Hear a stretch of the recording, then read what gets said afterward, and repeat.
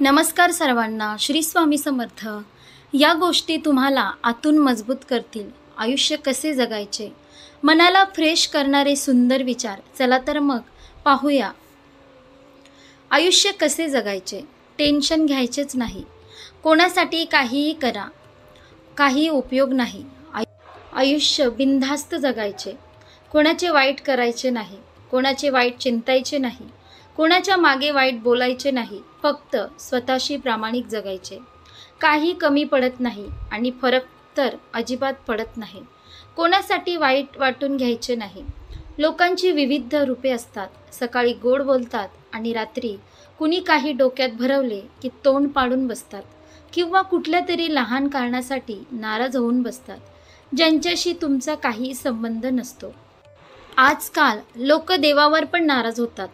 तर तुम्ही कोण? कुणी कितीही वाईट बोलो किंवा वाईट करण्याचा प्रयत्न करो, कुणाच्या आयुष्यात डोकवायचे नाही आणि कुणाविषयी मागे वाईट चर्चा करायची नाही.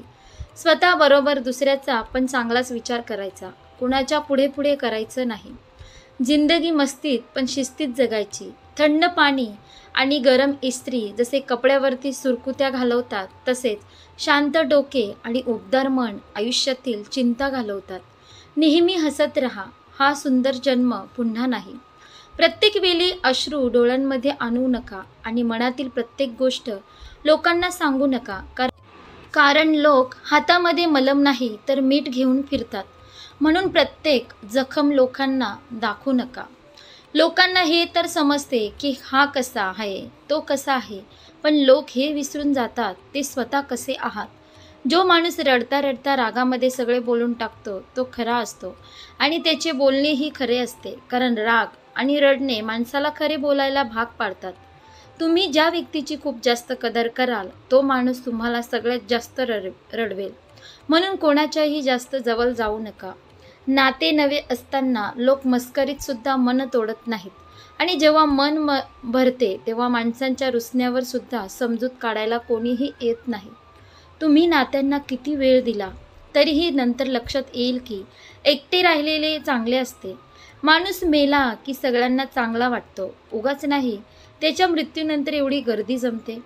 ज्या दिवशी तुम्हाला कोणत्याही गोष्टीचा फरक पडणे बंद होईल त्या दिवशी तुमच्या वागण्याचा सगळ्यांनाच फरक पडेल. इतके समजदार बना की कोणाच्याही चुकीला लगेच माफ करा, पण इतके मूर्ख बनू नका की एकदा धोका देणाऱ्यावर परत विश्वास ठेवाल. नात्यांचा चुकीचा वापर कधीही करू नका. कारण नाती तर खूप मिळतील पण चांगले लोक आयुष्यात परत कधीही येत नाहीत. ज्यांच्या मागे मागे तुम्ही पळता त्यांच्यापासून 2 दिवस दूर राहून पहा. बोलणे तर सोडाच, ते तुमची साधी आठवणसुद्धा काढणार नाहीत. आयुष्याबद्दल तक्रारी तर खूप आहेत, पण गप्पा यासाठी बसायचे आहे की आयुष्याने जे आपल्याला दिले आहे ते बऱ्याच जणांच्या नशिबात सुद्धा नसते. आयुष्यामध्ये सगळ्यात जास्त खुश तेच लोक राहतात ज्यांनी एकटे राहण्याची कला शिकली आहे.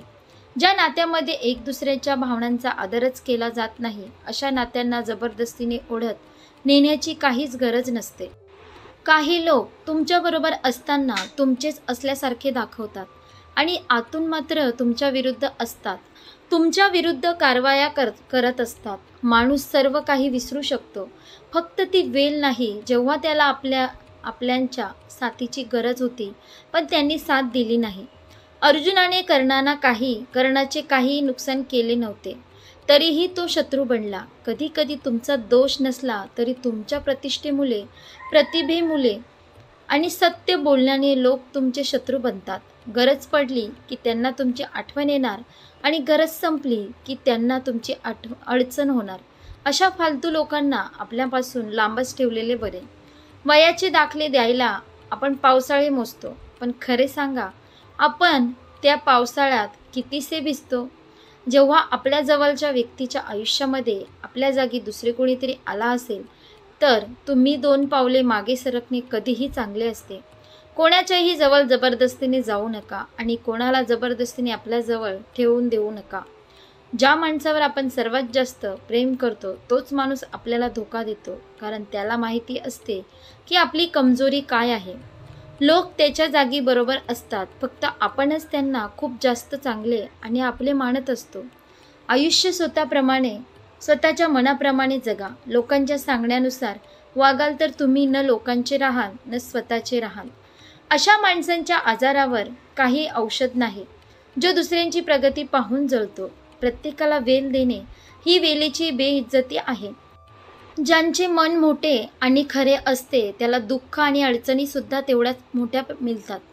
घमेंड आणि गर्वामध्ये राहू नका. हवेतून जमिनीवर यायला वेल लागत नाही.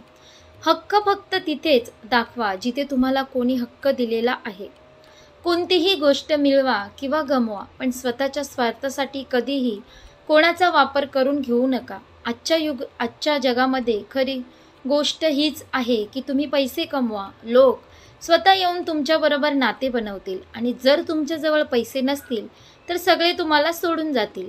एकटे जगण्याची सवय होऊन जाते जेव्हा आपल्याला साथ देणारी माणसे बदलतात.